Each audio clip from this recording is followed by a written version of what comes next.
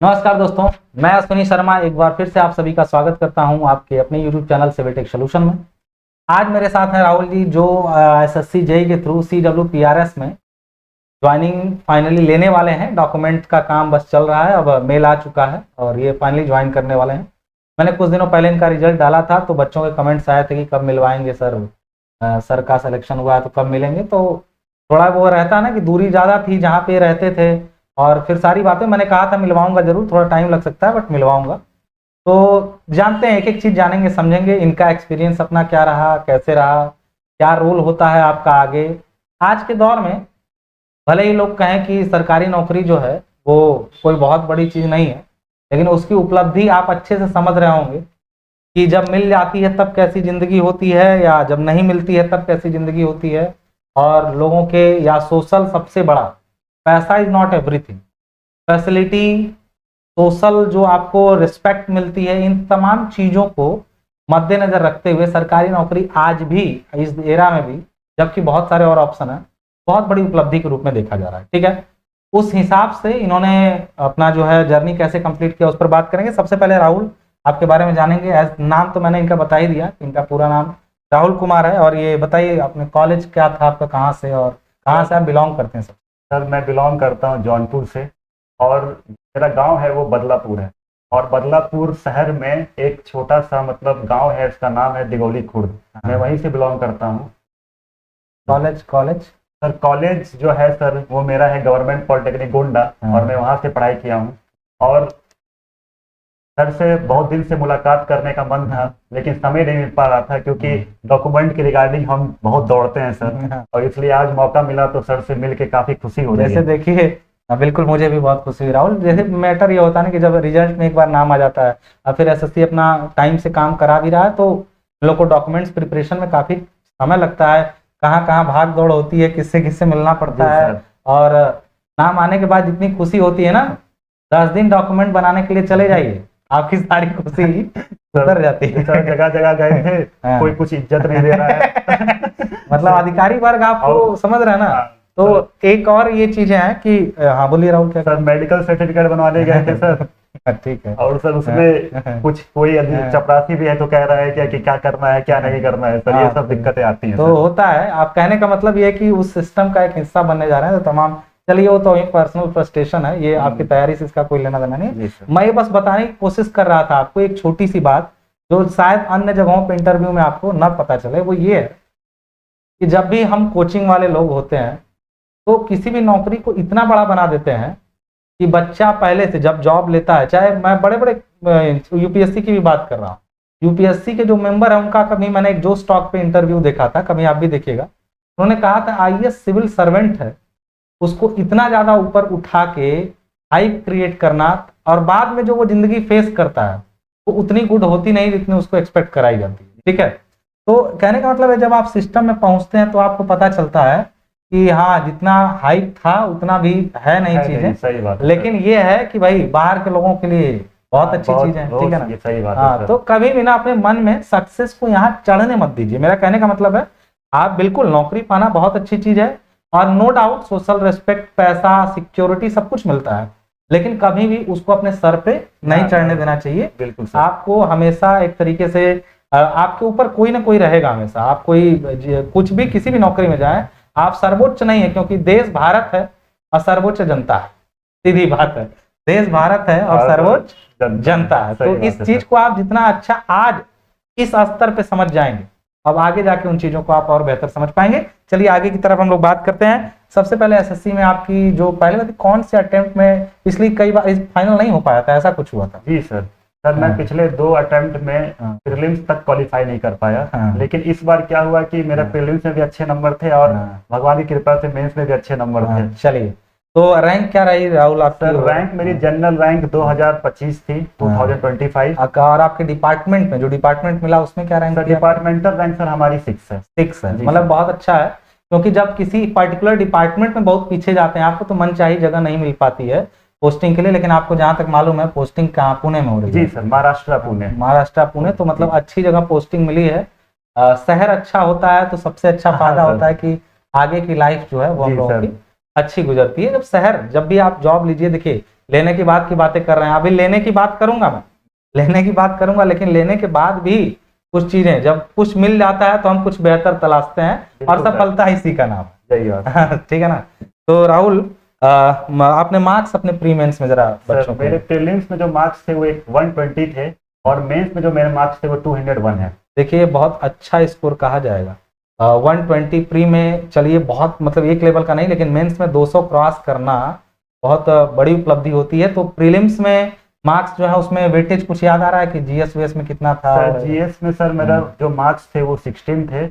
16 number थे, 50 में से 16 नंबर। और रीजनिंग में सर मेरे शायद 36 मार्क्स 36 थे और बाकी का टेक्निकल में मार्क्स। टेक्निकल में मेरे तो मार्क्स थे। क्या वेटेज रखता है नॉन टेक का? सर नॉन टेक अगर मैं इनफैक्ट अगर मैं सच बोलूं अगर तो बिना नॉन टेक के सिलेक्शन मुश्किल क्या नामुमकिन है सर। क्योंकि अगर हम बात करें नॉन टेक की तो 50% वेटेज है उसका प्री में। हाँ प्री में सर। लेकिन अगर आपका टेक्निकल नहीं स्ट्रांग हो सकता है, नहीं हो पाया तो आप मेंस में नहीं कर पाएंगे। और तो मतलब दोनों को इक्वल वेट मेरा ये कहना है कि जब आप प्रीलिम्स निकालेंगे तो मेंस लिख पाएंगे। तो नॉन टेक और टेक को इक्वल इंपॉर्टेंस दे के जो बच्चा पढ़ेगा उसका बहुत जल्द सिलेक्शन हो जाएगा। अगर वेटेज की बात करें, वेटेज जैसे प्रीलिम्स में 100 नंबर नॉन टेक्निकल है, 100 नंबर टेक्निकल है। अगर हम ये बात करें ऐसे इस तरीके से कि पढ़ाई का वेटेज कितना गुना टेक्निकल नॉन टेक्निकल में आपस में पढ़ाई का सिलेबस का रेशियो मैं पूछ रहा हूं। अगर मैं सिलेबस के रेशियो बात करूं तो टेक्निकल काफी ज्यादा है, नंबर 100 मिलने हैं। हाँ जी सर। हाँ, और नॉन टेक का? सर नॉन टेक का जो वेटेज है अगर मैं बात करूं तो वो काफी कम है सर। मतलब देखा जाए तो 50 मार्क्स हैं आपके नॉन टेक में अगर देखा जाए। क्योंकि अगर नॉन टेक का बात करूं मैं पर्टिकुलरली जीएस का बात कर रहा हूं, क्योंकि रीजनिंग तो कॉमन है, आप कहीं भी पढ़ लेंगे तो एज ए मैथ्स की तरह भी आप देखेंगे तो आप कर ले जाएंगे। लेकिन मैं जीएस की बात करूं तो केवल 50 मार्क्स का वेटेज है। लेकिन हम लोग क्या करते हैं उसको कई गुना ज्यादा बना देते हैं एज कम्पेयर टू टेक्निकल। अगर आप एसएससी जेई निकालने को देख रहे हैं तो आपका पूरा कमांड होना चाहिए टेक्निकल पे, फिर नॉन टेक आप कवर कर लेंगे।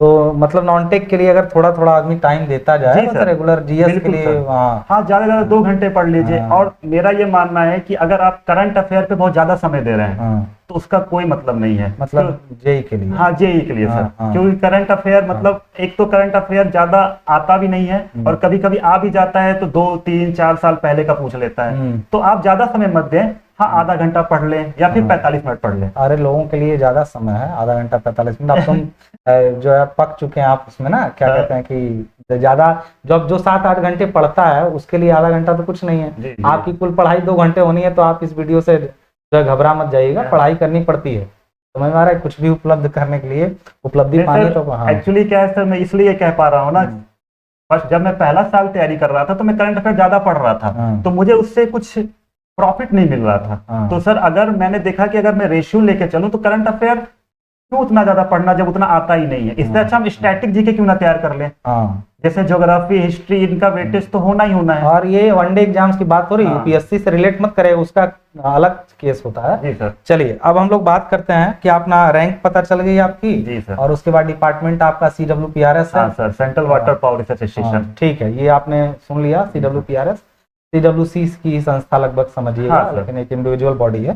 ठीक है, उसके बाद आपका मेरे पास सवाल और जो आए हैं आपके जर्नी के बारे में बात कर लेते हैं जरा। डिप्लोमा जब आपका गोंडा गवर्नमेंट पॉलिटेक्निक गोंडा से कंप्लीट हुआ, काफी बच्चे गवर्नमेंट पॉलिटेक्निक गोंडा से हम लोग को फॉलो करते हैं। अभी सर कल कई लोगों से मिल के आए हैं और वहाँ के मेरे हॉस्टल, इनफैक्ट मेरे हॉस्टल में सर आपके बारे में इतनी तारीफें हो रही थी सर कि सिविल टेक सोल्यूशन। मैंने सबसे पूछा कि कहाँ से पढ़ रहे हो, तो उन्होंने बताया सिविल टेक सोल्यूशन से। काफी अच्छा लगा। मतलब ये अपने कॉलेज कल गए हुए थे, इन्होंने अपने हॉस्टल के बच्चों से मुलाकात की, अपने जूनियर से मुलाकात की। होता है ना कि जब कॉलेज क्यों जाना था, डॉक्यूमेंटेशन के लिए जाना पड़ता है। एक बार कॉलेज आपको बहुत कुछ देगा, तभी अपने कॉलेज से कभी कनेक्शन मत तोड़िएगा ना अपने सीनियर से। और खास करके कैरेक्टर तो कभी मत खराब कैरेक्टर कभी मत खराब करेगा। आप सब कुछ क्वालिफाई कर लेंगे, कैरेक्टर सर्टिफिकेट कॉलेज अगर कुछ उल्टा लिख के दे दिया तो फिर उसके बाद आप नौकरी में नहीं जा पाएंगे। समझिए, नहीं जा पाएंगे। जी सर। आपके सारी मेहनत का कोई असर नहीं पड़ेगा यदि आप अपने अधिकारियों से, अपने प्रिंसिपल से अपने संबंध सही नहीं रख पाते, फिर नौकरी मिलना बहुत मुश्किल काम हो जाता है आपकी। ठीक है, अब उसके बाद हम लोग आते हैं कि आप चलिए गोंडा से आपने पॉलिटेक्निक किया, निकले, उसके बाद आप शायद बनारस में हम लोग मिले थे। और बनारस में सर से मेरी मुलाकात हुई। फिर सर ने मुझे बताया कि कैसे तैयारी कर रही है, क्योंकि मैं कहीं सर कोचिंग कर नहीं रहा था। लेकिन सर जब आपसे मुलाकात हुई तो सर मुझे पता चला कि कैसे तैयारी करनी चाहिए। हाँ, मतलब एक कोचिंग थी बनारस में, हाँ। कुछ समय के लिए बनारस मूव हाँ, किया था सर। एक्चुअली।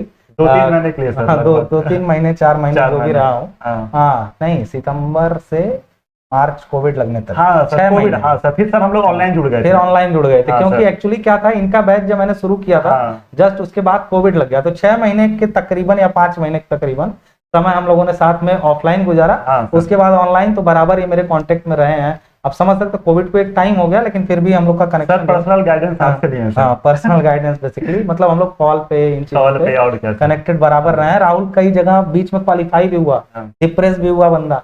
होता है, एक स्टेज आता है जब आप तैयारी कर रहे होते हैं, थोड़ी परेशानी मन में आने लगती है अलग अलग लेकिन तरीके सर की। जब आप सफल हो जाएंगे तो सारी खुशी आपकी है। अपने आप को आ जाती हैं। हाँ। तो अम, जैसे बच्चों को सिलेक्शन के दौरान जो दिक्कतें आती हैं डिप्रेशन का या इन चीजों का, तो चलिए, तो पास आउट है डिप्लोमा के बच्चों के लिए क्या गाइडेंस है? क्या कोई गलती डिप्लोमा के दौरान बच्चे करते हैं देखिए जिससे सर, कि डिप्लोमा में सबसे बड़ी गलती क्या होती है कि हम डिप्लोमा के दौरान बहुत कम सीरियस होते हैं। हाँ, इनफैक्ट मैं भी बहुत कम सीरियस था। हाँ। मैं सोचता था 2-4 किताब पढ़ लूंगा, बस हाँ। सेमेस्टर पास हो जा रहा हूँ तो हाँ। काम हो जाएगा। लेकिन ऐसा बिल्कुल भी नहीं है। आपका डिप्लोमा में कम से कम आपका बेसिक्स तो स्ट्रांग होना चाहिए। जैसे अगर आप सॉइल पढ़ रहे हैं तो आपको पता होना चाहिए वर्ड रेशियो क्या है, पोरोसिटी क्या है, क्योंकि आपको उसको कोरिलेट कर पाए, नहीं तो काफी दिक्कत आती है। मतलब अगर हम लोग, मैं ये बात हमेशा बार बार कहता हूँ कि देखिए, आप किसी चीज को कर रहे हैं, एक होता है जीना, एक होता है जी लेना। तो ऐसे जिंदगी में भी समझिए कि आप एक जी लेना, किसी तरह कोई जी ही रहा है, अगर कुछ नहीं मिलेगा तो मनरेगा जिंदाबाद है, जिंदगी तो चलेगी। लेकिन यदि आप उसको जीना चाहते हैं तो आपको एक पुश तो मारना पड़ेगा अपनी तरफ से। तो आप डिप्लोमा के दौरान, मतलब ये कहने का मतलब बेसिक जो है वो स्ट्रांग होना चाहिए strong आपका, होना मतलब चाहिए। स्ट्रांग करते जाइए। हाँ। मेरा ये मैं नहीं कहना है कि आप 8-8 घंटे पढ़िए, बस आराम से पढ़िए, मजे लेके पढ़िए। हाँ, क्या मतलब डेली रूटीन में हाँ, 2 घंटे में 2 घंटे पढ़िए। हाँ, 2 से 2 घंटे पढ़िए। डिप्लोमा का बच्चा यदि 6 महीने 2 घंटे सीरियस रह जाए सर तो हाँ, फर्स्ट अटेम्प्ट में एसएससी जेईई SSC क्वालिफाई करेगा। क्वालिफाई कर जाएगा। मैं लिख के दे रहा हूँ सर। हाँ। अगर 6 महीने लगातार 2-2 घंटे वो पढ़ाई कर लिया, अपना 3 साल अगर यही किया है, बस हाँ। डेली पढ़ना है सर। ये हाँ। नहीं कि आप एग्जाम आया तो वो सर उठा के पढ़ना शुरू कर दिया तो हाँ। कुछ नहीं हो सकता है। हाँ, तो कहने का मतलब है कि देखिए, ये बात बार बार समझाई जाती है कि आपका केवल यहीं तक का नहीं जर्नी है, आगे यदि बढ़ना है तो आपको इस तरीके से फॉलो करनी पड़ेगी चीजें। बिल्कुल सर। और फिर से मैं कहलाता हूँ कि सिलेक्शन होगा, आप जब सीरियस होंगे तब से 1 साल लगेगा। सही बात है। इसमें कितनी सच्चाई लगती है? बिल्कुल सर, अगर आप सीरियस हैं हाँ। और अभी तो मुझे लगता है जो सिविल टेक सोल्यूशन से डिप्लोमा कर रहा है या फिर तैयारी कर रहा है, पढ़ रहा है आपसे, तो उसको तो 6 महीने भी नहीं लगेंगे सर। हाँ, मतलब आगे देखिए मैं एक स्टेटमेंट देने जा रहा हूँ, जरा वेरीफाई जी करिएगा। सर, जी सर। हाँ, क्योंकि मेरे भी बहुत सारे एग्जाम मैं भी अपने टाइम में दिया हूँ, ऐसा नहीं है। तो उस समय भी बताता था और अब भी बता रहा हूँ एक चीज कि आप जो चीज चाहेंगे वही आपको मिलेगी। आप देखिए कि प्रायोरिटी आप किसको दे रहे हैं, सही ठीक बात। है? मतलब प्रायोरिटी का सही मतलब बात। सीधी सी बात है कि प्रायोरिटी आप किसको। दूसरी बात ये है कि आप, जैसे इन्होंने कहा कि सर जब से सीरियस होंगे 2 घंटा सिविल टेक सोल्यूशन पे भी आप रह रहे हैं तो आप सेलेक्ट हो जाएंगे। मैंने ये बात इन्होंने कही इसका। सही बात। तो इसका अर्थ अपने आप से ये समझिएगा कि डिप्लोमा कर रहे हैं या आप पढ़ रहे हैं, दोनों में अंतर हो जाता है कि डिप्लोमा आप कर रहे हैं या आप पढ़ रहे हैं। और सिविल टेक का मतलब ये होता है कि शुरू से ही गाइड, जब बच्चा कहता है कि मैं निकल करके 1 साल तैयारी किया, 1 साल मैंने निकल के तैयारी करी, सेलेक्ट हो गया, कोई 2 साल में नहीं हुआ। देखिए, बेसिक एक बार तो क्लियर करना पड़ेगा, चाहे निकल के कर लो चाहे करते करते कर लो। ये सेंटेंस कितना सही सर, यही चीज तो मेरे साथ गलती हुई थी सर। मैं जब वहां से निकला तो इतना वास्ट सिलेबस देखा तो मैं डर गया। मुझे लगा कि जेईई तो इतना हार्ड है, मेरा कैसे निकलेगा। तो सर अब मैंने क्या किया, फिर मेरा बेसिक्स अच्छा था सर, मैं थोड़ा बहुत पढ़ता था तो मेरा बेसिक्स अच्छा था, लेकिन इतना अच्छा नहीं था जो आज आप बच्चों को जो दे रहे हैं कंटेंट, को कॉलेज वाले नहीं दे सकते हैं। ऐसा नहीं कहेंगे, लेकिन यह है कि थोड़ा सा डेडिकेशन कॉलेज में कम दिखता है। नहीं सर, एक्चुअली क्या है सर, कुछ मैं सारे कॉलेज के बारे में बात नहीं कर रहा हूँ सर, लेकिन जो अभी का सिनेरियो है उस हिसाब से मैं कह रहा हूँ सर। ठीक है, मैं किसी कॉलेज की बुराई यहाँ नहीं की जा रही है, हम लोग एक्चुअल फैक्ट वाली बात कर रहे थे इसलिए मुंह से निकले, कुछ इसमें समझाया बात नहीं है, ठीक है? ये हेल्दी कन्वर्सेशन है। हेल्दी कन्वर्सेशन है, आप इसको लाइटली लीजिएगा। कॉलेज अपनी जगह आपको जो देना होता है देता है, हम लोग थोड़ा सा गाइड ऐसा कर देते हैं कि बच्चे का थोड़ा इंप्रूवमेंट हो जाए, और वो इंप्रूवमेंट इस कदर की होती है कि पहले इतने डेडिकेटेड चैनल ही नहीं होते थे, वास्तविकता ये है ना। बात यही है सर। कोविड नहीं आया होता तो हम लोग इस तरफ से उभरे भी नहीं होते सही कि बात है चीजों सर। को ग्लोबली लेके कोविड जाते। सर आप ऑफलाइन पढ़ाते थे तो सर ऑफलाइन बच्चों को सपोर्ट करते थे। हाँ। अभी आप ऑनलाइन भी सपोर्ट कर रहे हैं, ऑफलाइन भी सपोर्ट कर रहे हाँ। हैं, जहां तक हो सकता है वहां तक आप सपोर्ट कर रहे हैं। हाँ सर तो- ये एक अच्छी चीज है डिप्लोमा वालों के लिए। सर मैं तो सोचिए मैं कितना लकी था कि सर मैं उस समय ऐसे कोई चैनल्स नहीं था जो मैं जहां से पढ़ सकता था। अब कई चैनल आ चुके हैं और सब अपने स्तर पे अच्छा काम कर रहे हैं, ऐसा नहीं कि मैं ही हूँ, लेकिन ये है कि ये जरूर कह सकता हूँ कि मैं पहला चैनल था, ये yes, sir। गारंटी है। सही बात पहला है, सर। चैनल था और ठीक पढ़ाता था, मतलब ओवरऑल अच्छा फीडबैक मिला आप लोगों का, लेकिन बड़ा जेन्युइन चैनल था, तो बहुत ही मतलब उस टाइप से हाय हल्ला करने वाला काम मैंने कभी नहीं किया है। बहुत रियलिस्टिक बातें इस चैनल पे होती, लोग भी मिलते हैं तो अपना रियल एक्सपीरियंस शेयर करते हैं आप,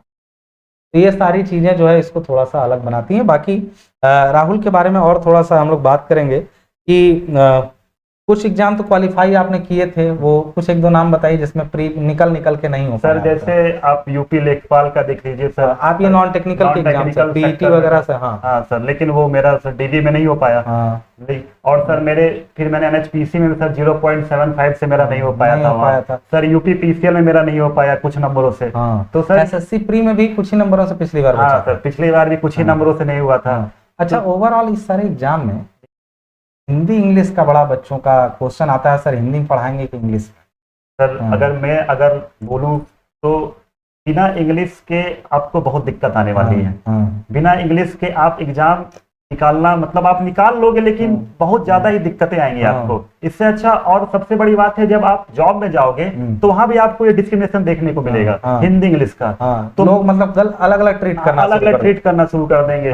तो इससे बचने के लिए आप मतलब थोड़ी थोड़ी इंग्लिश सीखते रहिए। इसका मतलब ये नहीं है कि सर आप पूरा फुल्ली इंग्लिश बोलना शुरू कर दीजिए, लेकिन आपके कॉन्सेप्ट इंग्लिश होने चाहिए। और आप एग्जाम जब आप मेंस लिख रहे हैं, मेंस के लिए मैं कहूंगा इंग्लिश प्रायोरिटी है सर मेरे अकॉर्डिंग। जैसे आपने मेंस अंत में इंग्लिश में दिया। जी सर। जो मेरे बच्चे हिंदी माध्यम से डिप्लोमा रहे हैं उन्होंने भी इंग्लिश में मेंस दिया। राहुल का तो खैर इंग्लिश मीडियम था ही, ठीक है ना। लेकिन एक चीज और बता दूं इनके बारे में थोड़ा सा कि था जरूर, आज एक अच्छी पर्सनालिटी आपके सामने बैठी है। रीजन इसलिए बोल रहा हूँ क्योंकि कनेक्टेड तो बहुत सारे लोग थे जहां हम पढ़ाते थे। जी सर। एक ही कनेक्शन क्यों बचा हम लोगों में?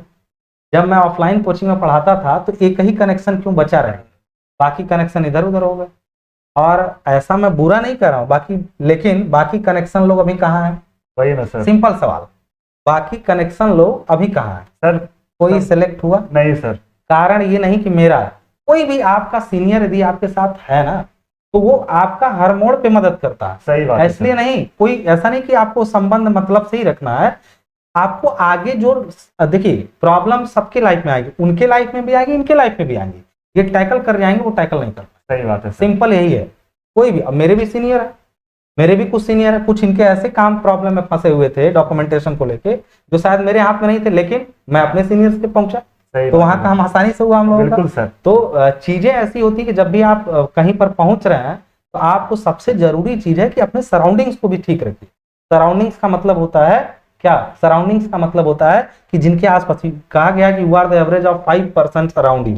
एक कोट है कि आप अपने अगल बगल के 5 लोगों के औसत हैं जो जिसके सबसे करीब आप हैं। बिल्कुल सर। ये सर मैं पर्सनली फील किया सर, जब मैं कोचिंग में पढ़ रहा था तो मुझे मतलब काफी दिक्कतें आ रही थी सर। कुछ क्वेश्चंस ऐसे थे जो बेसिक्स थे जो हम लोग नहीं कर पाते थे, लेकिन जब सब आप आए तो सर बहुत सारी चीजें बताएं। और फ्रेंडली नेचर से क्या होता है, कॉन्फिडेंस बूस्ट होता है। तो काफी लोग ऐसे होते हैं सर जो खुल के बोलना नहीं चाहते हैं, लेकिन सर अगर फ्रेंडली इन्वायरमेंट मिलता है तो अच्छा कर जाते हैं। सर एक मेरे साथ भी ऐसा था कि मैं टॉपर नहीं था अपने कॉलेज का, 73% सर मेरा फाइनल रिजल्ट है। लेकिन ये बहुत अच्छा भी नहीं है, बहुत बुरा भी नहीं है सर, एवरेज इसलिए बोला सर मैंने। और मेरे भी वही थे तो मैं रिलेट कर सकता हूँ। सर आपसे रिलेट किए थे सर। तो देखिए इसी प्रकार से सर मुझे बहुत एक्सपीरियंस मिला। पर्सनली मुझे ये लगा कि नहीं सर डिप्लोमा का बेसिक्स बहुत इंपॉर्टेंट हो जाता है ऐसे सिचुएशन में। तो कहने का मतलब ये है कि ओवरऑल आपको अब पता चला होगा। और हिंदी इंग्लिश की बात करें तो बच्चे को इंग्लिश अलग से पढ़ने की जरूरत है नहीं, वो धीरे धीरे सुनता रहे टेक्निकल, तो धीरे धीरे उसका वो चीज अपने आप इंप्रूव और सर टेक्निकल हिंदी में पढ़ने में खुद को मजा नहीं आएगा सर, और इंग्लिश में पढ़ेंगे तो ज्यादा सूटेबल है वो। और मतलब कहने का ये है ओवरऑल बेटा कि इंग्लिश हिंदी से घबराने वाली बात है, उसको बस चलने दीजिए कुछ दिन, कुछ दिन समय गुजारने की जरूरत है। और ऐसा मैं इसलिए कह पा रहा हूँ क्योंकि बात वही है कि इतने सारे, आप कई इंटरव्यू आप पहले भी देख चुके हैं हम लोग का इसी स्टूडियो में, पहले भी खुशबू का, आकाश का इंटरव्यू देखो हैं और लोग, लेकिन वही है कि मुलाकात कई लोगों से हाँ, नहीं हो पाती है। सही बात है सर। अब डॉक्यूमेंट का काम था, आप काफी पास आए हुए थे, हाँ। तो आना भी थोड़ा पॉसिबल हो पाया, नहीं तो सही दूरी बात है। जब ज्यादा रहती है ना, तो ये होता है कि अलग से टाइम निकालना, ये करना, और मैं फोर्स भी नहीं करता हूँ कि नहीं आओ। मैं कहता हूँ देखो आराम से, अगर दिमाग ठीक रहे, जब कभी आना हो तो आ जाना घूमने, और डायरेक्ट इस टाइप से इंटरव्यू हो जाएगा हम लोग बिल्कुल का। सर। और अच्छा है कि कुछ लोगों के साथ मौका मिल पाता है, हाँ, कुछ लोगों के साथ मौका नहीं मिल पाता है, ठीक है। जी सर। तो और हम लोग क्या बात कर सकते हैं इसके बारे में कि स्ट्रेटजी आपकी क्या रही नॉन टेक को और टेक को लेके अलग अलग, जरा आप बता दीजिए। फिर बुक्स के बारे में भी बात कर लेंगे, बच्चों के लिए गाइडेंस की बुक। मैं क्वेश्चन लिख रखा हूँ, बच्चों को क्वेश्चन आते हैं कि सर बुक कौन सा लाए। कई बच्चों को ये लगता है कि एसएससी जेईई के लिए बुक आती है, मतलब अच्छा। पर्टिकुलर ऐसा लगता है। ऐसा बिल्कुल तो नहीं ऐसा, है हाँ तो सर। हाँ, सबसे पहले मैं बताना चाहता हूँ सर कि एसएससी जेईई जो होती है उसको टीसीएस कंपनी कराती है। हाँ ठीक है। और टीसीएस जो कंपनी है वो क्या करती है कि सारे एग्जाम्स, जैसे मान लीजिए वो एसएससी सीजीएल करा रही है, हाँ। सीएचएसएल करा रही है, एमटीएस करा रही है, तो वो क्या करती है वहां का क्वेश्चन उठा के हमारे एसएससी जेईई में बिना डाटा बदले डाल देती है। हाँ। तो ऐसे सिचुएशन में हम क्या कर सकते हैं कि हम कुछ बुक्स प्रिफर कर सकते हैं जिसमें टीसीएस के प्रीवियस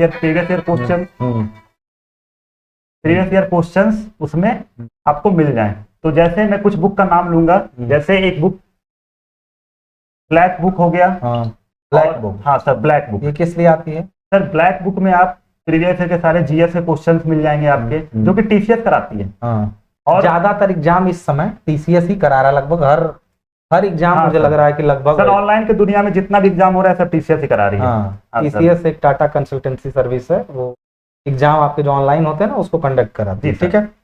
हाँ ठीक है। उसके बाद आपका एक आपने बुक का नाम लिया ब्लैक बुक, जी ये सर। बेसिकली जीएस के लिए ज्यादा है ना, और रीजनिंग के लिए बच्चे बुक पूछते हैं। अच्छा, ये जो ब्लैक बुक है वो हिंदी और इंग्लिश दोनों में है? सर मैंने तो इंग्लिश से पढ़ा था सर, हिंदी के बारे में कम जानकारी है। हाँ ठीक है, हिंदी के बारे में कम जानकारी है, लेकिन आप हिंदी का कोई भी बुक, ब्लैक बुक जैसे इन्होंने बोला, तो आप अपने स्टोर पे, अपने ऑफलाइन स्टोर पे हाँ, पता बिल्कुल। करिए, हाँ, कि आप कोई हिंदी का इससे आप रिलेटेड ऑनलाइन भी मंगा सकते हैं। ऑनलाइन भी मिल हाँ जाएगा। आप तो आप ये समझिएगा कि आपको पक्का है कि मिल जाएगा, आप थोड़ा सा सर्च करेंगे तो एक तो हम लोग किताब का नाम क्यों नहीं लेते हैं, मैं इसलिए बता रहा हूँ क्योंकि अपडेट होकर चीजें बदल जाती जी हैं, सर। ठीक है ना।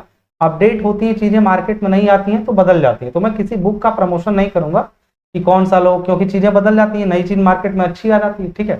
तो उसके लिए टच में रहिए अपने जो बुक स्टॉल है। यदि आप अपने मोबाइल शॉप वाले के कांटेक्ट में रह सकते हैं तो बुक वाले के भी कांटेक्ट में रह ही सकते हैं, इतना तो आपको करना चाहिए बेसिकली। बिल्कुल सर। हाँ, तो और बाकी रीजनिंग के लिए क्या? सर रीजनिंग के लिए सर मैं टेक्स्ट बुक से प्रैक्टिस करता था। टेक्स्ट बुक एप्लीकेशन आप लोग जानते हैं, बहुत ही फेमस है, लगभग सबके फोन में आजकल होगा भी। उससे आप लोग जो है रीजनिंग हाँ, का, उसमें रीजनिंग टेक्निकल वगैरह सब मिल जाता है। हाँ बिल्कुल बिल्कुल सर। आप और आज तो एक्सप्लेनेशन भी काफी सुधर रहा है, सुधर रहा है सर, आप आराम से उसमें से पढ़ सकते हैं, कोई दिक्कत नहीं आएगी।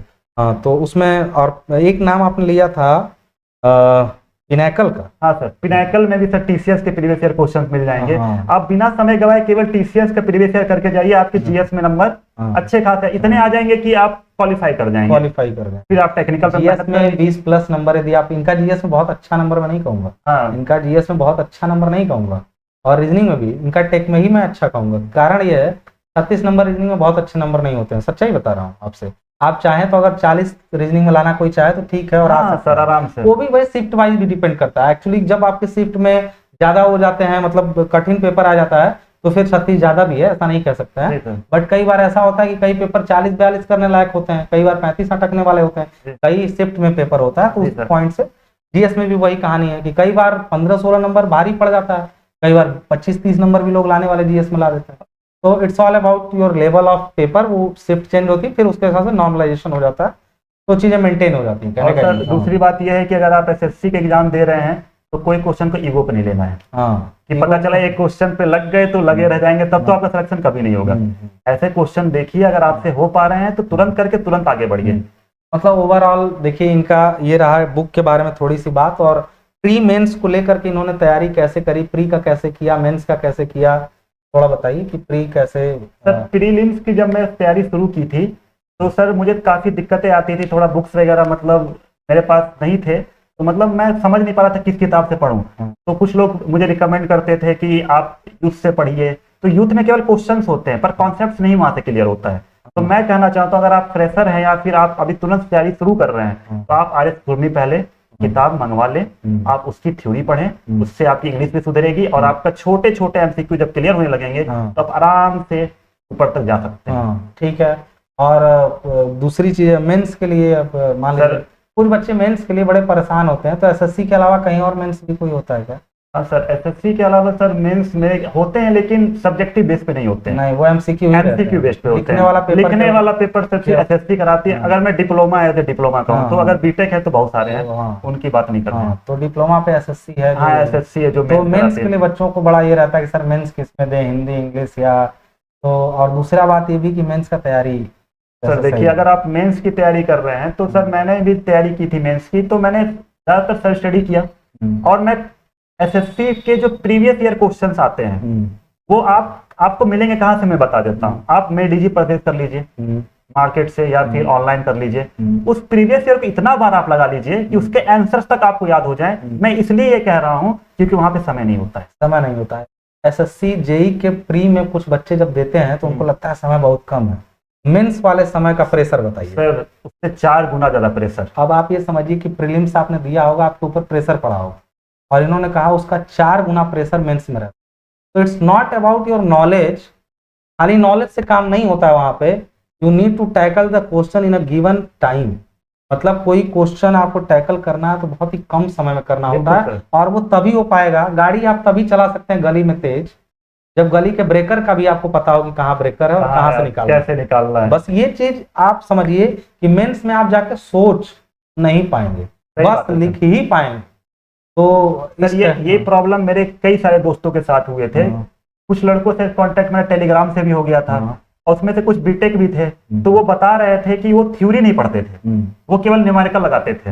तो हुआ क्या कि होता क्या है कि एसएससी एवरेज बनाती है, कभी थ्योरी पेपर कर देती है, कभी न्यूमेरिकल पेपर कर देती है। तो जब थ्योरी पेपर आता है तो बच्चे हो जाते हैं कंफ्यूज और वो लिख नहीं पाते। उनको लगता है हम लिख लेंगे, लेकिन लिख नहीं पाते हैं, क्योंकि एसएससी की थ्योरी भी न्यूमेरिकल ही है। हाँ यस सर, आप मतलब आपको मेंस में कहानी बिल्कुल नहीं बनाना है, बिल्कुल नहीं बनाना है, पॉइंट वाइज लिखना है और एकदम सटीक लिखना है। जैसे अगर कोई बच्चा आधा पेज पूरा भर रहा है अंग्रेजी तो कुछ नहीं सर, मतलब आपको कोई थ्योरी भी बोली जा रही है लिखने के लिए, तो try to elaborate in lines, line by line. तो उससे क्या होता है, एक तो सेंटेंस छोटे और इजी आप बना सकते हैं, दूसरा जब लंबा सेंटेंस आप लिखते हैं तो अगर आप राइटिंग स्किल अच्छी नहीं है तो गलत होने के चांस हो जाते हैं। बिल्कुल सर। तो आप मेंस में कॉपी को बहुत ही कम शब्दों में लाइन बाय लाइन लिखने का प्रयास करिए, जिससे आपको एग्जामिनर को चेक करने में भी आसानी होती है और आप भी अच्छे सेंटेंसेस फॉर्म कर पाते। ये सही है? बिल्कुल सर। हाँ, क्योंकि मैंने भी 1-2 बार मेंस का शुरुआत में दिया था, जब मैंने बहुत पहले जब मेरा डिप्लोमा क्लियर हुआ था तभी मैंने मेंस दिया था। उस टाइम जो है मेरी स्पीड जो है, चूंकि पढ़ा रहा था ना, जी सर, कितना मुश्किल होता है पढ़ाते हुए नौकरी लेना सर, बहुत ज्यादा सर। क्योंकि राहुल खुद भी ट्यूशन लंबे समय से दे रहा है। और देखिए मैंने फिर से कहा कि हम लोग कोई भी यहाँ इमोशनल ड्रामा नहीं करने वाले हैं, लेकिन कहानी को बनाया जाए तो इमोशनल बन सकती है, बन सकती है। अगर कहानी को इमोशनल बनाने की कोशिश करी जाए तो बन सकती है, बट हमें अपनी जर्नी में मजा आया, चाहे मैं हूँ चाहे बिल्कुल सर। आपका तो अभी हाल ही में यूपी ट्रिपल जेईई 2016 में हुआ है सर, तब सुन के काफी खुशी हुई। चलिए धन्यवाद। तो कहने का मतलब है कि चाहे मतलब मेरी जर्नी तो चलिए चल रही थी दूसरे वे में, मैंने एक तरीके से एग्जाम में दे रहा था, चलो हो जाता नहीं होता, लेकिन एग्जाम के लिए सच कहूँ तो मैंने तैयारी रुक करके तैयारी करना एग्जाम के लिए नहीं की। बिल्कुल। और वो जो नहीं करेगा वो नहीं होगा। मेरा होना बस ये बताता था कि नॉलेज एक लेवल पे हो गई थी जी सर, तो हो गया। और दूसरा उसमें होने का उसी एग्जाम में क्या रीजन, पेपर का पैटर्न अचानक से कठिन बना देना। कॉन्सेप्चुअल क्वेश्चन पहली बार यूपी में ऐसा हुआ, जो मैं जिसमें क्वालिफाई हुआ उसकी बात कर रहा हूँ, कि बहुत ज्यादा उसी साल क्वेश्चन का पैटर्न कंसेप्चुअल बना देना, टोटल डेटाबेस हटा के कंसेप्ट डायग्राम्स, ऐसी चीजें जो जनरली लोग एक्सपेक्ट नहीं करते हैं। सर जैसे आपने बताया कि यूपी जेईई में कॉन्सेप्चुअल क्वेश्चन आ गया, तो हम लोग क्या करते हैं कि जब हम लोग कॉन्सेप्ट डेवलप कर रहे होते हैं तो हम डाटा हमसे मिस हो जाता है। तो हमें डाटा में कोई लॉजिक नहीं होता है, डाटा को केवल याद करना होता है या फिर समझना होता है या फिर याद कर लीजिए आप उसको। लेकिन अगर आप सिर्फ डाटा पढ़ेंगे तो आपका कॉन्सेप्ट छूट जाएगा। और कभी कभी एग्जाम में कॉन्सेप्चुअल क्वेश्चंस में आते हैं, जैसे आप यूपी जेईई का बात करें, बहुत अच्छे अच्छे लड़के ऐसे हैं जो एसएससी का एग्जाम निकाल रहे हैं पर यूपीजेई नहीं निकाल पा रहे हैं। हाँ, मतलब वो एग्जाम ऐसा बेसिकली पर्टिकुलर था पर्टिकुलर। जिसमें- हाँ सर, तो यही बताना चाहता हूँ सर कि कॉन्सेप्ट प्लस डाटा दोनों को साथ लेके चलेंगे तो आपका सिलेक्शन बहुत और जल्दी डाटा होगा। एक लेवल पे रटना पड़ता है, ऐसा बिल्कुल है? सर, एकदम। मतलब बहुत समझ के कितना देर तक चल सकता सर ज्यादा मैं अपनी बात करूं तो अगर आपको डाटा तैयार कर रहे हैं तो ज्यादा 2 से 3 दिन आप भूल जाएंगे। हाँ, तो ठीक है, मतलब मेरा ओवरऑल कहने का मतलब था वो एग्जाम मेरा होने का बस सिंपल मतलब था, एक तो जीएस का वेटेज भी उसमें कम हो गया था, उसके जगह पे कंप्यूटर, इंग्लिश, ये चीजें उसमें आ गई थी। तो जैसे होता नहीं कई बार, मतलब नॉन टेक्निकल का पेपर उसमें जो हुआ था यूपीजेई में, उसमें इंग्लिश और कंप्यूटर था, जीएस कंपेरेटिवली मौका मिल गया मुझे उसमें, तो इस वजह से। और टेक्निकल मैंने अच्छा खासा, टेक्निकल में बहुत, मतलब अगर 600 नंबर का टेक्निकल का पेपर था, मुझे याद है कि 400 के करीब नंबर मैंने टेक्निकल में ही गेन कर लिए। Yes sir. तो 60% से एबव टेक्निकल में बहुत मुश्किल होने लगता है। बिल्कुल सर, एकदम सर। सर सबसे बड़ी बात है, अगर आप जेई बन के जा रहे हैं कहीं पे तो आपका टेक्निकल स्ट्रांग होना चाहिए, ना कि नॉन टेक तो ठीक ठाक चलेगा, लेकिन अगर आपका टेक्निकल कमजोर है तो आप वहां पे सर्वाइव नहीं कर पाएंगे। पाने के बाद आप सर्वाइव नहीं कर पाएंगे। पहले मैं सोचता था बस नौकरी मिल जाए, अब समझ में आ रहा है सर क्या क्या प्रोसेस होता है इसमें। ठीक है, तो चलिए, आपने ओवरऑल हम लोगों से एक्सपीरियंस लिया, मैं अपनी बात तो कम करूंगा, राहुल आपके सामने आपके जैसे स्टूडेंट बैठे हैं। देखिए मेरी जर्नी अलग है, राहुल भी अपना जो है खुद से जो है मेंटेन कर रहे हैं अपनी लाइफ स्टाइल। जब से मैं जानता हूँ इनको, अपनी लाइफ स्टाइल जो भी है ना, ये भी अपने से ही मेंटेन कर रहे हैं, और हम लोग भी हैं जब से अपना होश संभालें तब से मेंटेन कर रहे हैं। लेकिन बहुत सारे बच्चे मैंने ऐसे भी मिलवाए जो अपने से पढ़ाई की और जल्दी सेलेक्ट हुए, टाइम उनको कम लगा। राहुल को कोविड नहीं आया होता तो शायद जल्दी हो गया होता। बिल्कुल सर। कोविड में 2 साल आपका चला गया, 2 साल चला गया सर, उसमें पढ़ाई नहीं हो पाई उतनी अच्छे से। वही भी तो वैकेंसी सर सबसे बड़ी एक बार लैप्स कर दिया पूरा। सर वो तो बहुत ही दुखद समय था सर कि एसएससी आया ही नहीं उस साल। सर ये सब चीज से झेलता है बच्चा, जब सेलेक्ट होता है तब लगता है कि आज चलो अच्छा लग रहा है, अब जब हाथ में कॉल लेटर आता है तो बहुत काफी खुशी होती है सर। चलिए, ओवरऑल मतलब आपका अनुभव सिविल टेक पर कैसा रहा, या उस समय सिविल टेक नहीं था जब हम मिले थे? Ashwini sir basically. लेकिन सर जो इनके ऑनर है वो तो अभी है। ठीक है सर, सिविल टेक सोल्यूशन से मुझे इसलिए पता चला कि जो बच्चे अभी जो युवा जो बच्चे हैं जो डिप्लोमा कर रहे हैं उनके लिए बहुत बड़ी अपॉर्चुनिटी है जेई निकालने के लिए कम समय में। मतलब हम लोग अगर चीजों को ठीक से शुरू से ही लेके चले, बिल्कुल सर, अच्छा कर सकते हैं बच्चों के लिए। बिल्कुल और सर, इन लोग का भी मदद रहता है। मेरे बहुत सारे, जब चैनल खड़ा हो रहा था मेरे पास पैसे नहीं थे उतने कि जो मैं इक्विपमेंट्स में इन चीज़ों में पैसे लगा पाऊँ, तो मेरे बहुत सारे दोस्त हैं, वो लोग उस टाइम जेई थे, क्वालिफाई किए थे उसी साल, तो मुझे बहुत सारे फाइनेंशियल सपोर्ट उन लोगों से मिले, जिसकी वजह से सिविल टेक आपके सामने जो है अभी खड़ा है। और बहुत सारे इसके बैकग्राउंड में लोग काम करते रहते हैं। ठीक है, और तो सर ढेर सारा प्यार मतलब बच्चे लोग देते हैं, मैं भी देखता हूँ सर, काफी खुशी होती है सर। लेकिन एज ए डिप्लोमा बच्चों से पूछा जाए जो सच में जेई निकालना चाहता है, उसके लिए बहुत बड़ी अपॉर्चुनिटी है कि डिप्लोमा का अच्छे से तैयारी कर ले तो उसे कम समय लगेगा। अगर मान लेते हैं वो सिविल टेक सोल्यूशन से नहीं भी पढ़ता है तो बाहर जाके कहीं और से पढ़ेगा तो सिविल टेक सोल्यूशन को जरूर याद रखेगा। मतलब वही मैं कह रहा हूँ कि ओवरऑल आपका जब बेसिक स्ट्रांग होता है तो आप बाद में जाके केवल एक टॉप फिनिशिंग दे देते हैं। बिल्कुल। और अगर आप यहीं से वीक जाएंगे तो वहां जाके फिर मान लीजिए कल को आप कहीं ऑफलाइन क्लास करने जाते हैं तो फिर उसमें क्या होगा आपके साथ, आप बेसिक तैयार करते रह जाएंगे तब तक कोई नौकरी ले जाए। बिल्कुल सर, बस यही अंतर होता है सर। आप बेसिक तो वो होता है, मतलब आप कुछ थोड़ा बहुत पढ़ रहे हैं, यहाँ तो फुल चीज पढ़ाया जाता है आपको, A to Z बातें बताई जाती हैं जो कि कुछ डिप्लोमा वाले बच्चों को पसंद भी नहीं आता है इतना क्यों पढ़ा रहे हैं, लेकिन ये बाद में काम आता है जब आप मेंस की तैयारी करते हैं, फिर आपको अच्छा लगता है उस समय कि नहीं मैंने वहां पे अच्छे से तैयारी की थी तो मेरे लिए बहुत अच्छा अपॉर्चुनिटी हो गया कि मैं जल्दी निकाल लिया इसको, समझे सर। तो ओवरऑल जो है आपका यहाँ पे एक्सपीरियंस जो हम लोगों ने शेयर किया, आपका जो है फीडबैक आप यूट्यूब पे डालिएगा। हो सकता है कोई सवाल आपका जेन्युइन छूट गया हो, ठीक है ना। तो अच्छा, एक सवाल कि सर बीटेक वाले रहते हैं एसएससी में कैसे क्वालिफाई करें, ये बड़ा तेज आता है। बिल्कुल सर, सबसे पहले जितने भी डिप्लोमा वाले हैं ये डर निकाल दें कि बीटेक के होने से हमारा सिलेक्शन नहीं होगा। ये मैंने बड़ा जेन्युइन बार क्वेश्चन सुना है। बीटेक के होने से सर कोई फर्क नहीं पड़ता है। सर मैं भी तो बीटेक प्लस डिप्लोमा वाले एग्जाम निकाला हूँ, तो सर मैं भी तो डिप्लोमा होल्डर रहा हूँ। और ऐसा है कि जब मैं तैयारी करा तो उसमें ऑनलाइन स्टडी नहीं होती थी डिप्लोमा वालों के लिए, तो सर बीटेक वालों से डरेंगे तो हम पहले ही डिमोलाइज हो जा रहे हैं। और बिल्कुल ये चीज दिमाग से निकाल देना कि बीटेक होने से इस बार के कई बार के टॉपर तो डिप्लोमा ही, बिल्कुल डिप्लोमा है। जा रहे हैं कई सर सीपीडब्ल्यूडी में कितने लोग हुए हैं वो भी डिप्लोमा है। तो मन से जब तक हम मन से लड़ना नहीं छोड़ेंगे तब तक हमको लगेगा कि हम हार्ड है तो सर कभी तो होगा ही नहीं वो फिर। हाँ, ठीक है। तो आप लोग को मैं ओवरऑल आपके लगभग डाउट्स मैंने इसमें लिए, जो मुझे याद आया मैंने अपनी बातें करी, जेन्युइन सामने सामने बातें हुई। बाकी आप लोगों को बहुत सारा प्यार आशीर्वाद, और आप अपनी जीवन में और आगे बढ़ें, अच्छा करें। सिविल टेक आपकी जहां तक मदद कर पाएगा करेगा। बाकी राहुल को फिर से बहुत सारी शुभकामनाएं इनके आगे की जर्नी के लिए, और हम लोग मिलते रहेंगे ऐसे ही। बहुत सारे हम लोग के जो गाइडिंग के लिए लोग मिलते रहेंगे, उनको आपसे मिलवाते रहा जाएगा। तो दीजिए इजाजत, बाकी अपने कमेंट्स डालिएगा, राहुल खुद रिप्लाई कर देंगे आपको, उसमें कोई दिक्कत नहीं होगी। कोई कमेंट्स डालिए, अगर कोई रिप्लाई जा रहा है तो राहुल उसका रिप्लाई बिल्कुल सर। करेंगे, बिल्कुल कर देंगे। तो कमेंट्स डाल दीजिए, जो भी क्वेश्चन है जेन्युइन क्वेश्चन आप पूछ सकते हैं मुझसे, जहां तक हो पाएगा मैं जरूर हेल्प करूंगा, जो मेरे बस में होगा। चलिए ठीक है, इसी के साथ अपनों को विराम देते हैं। आपका दिन शुभ हो।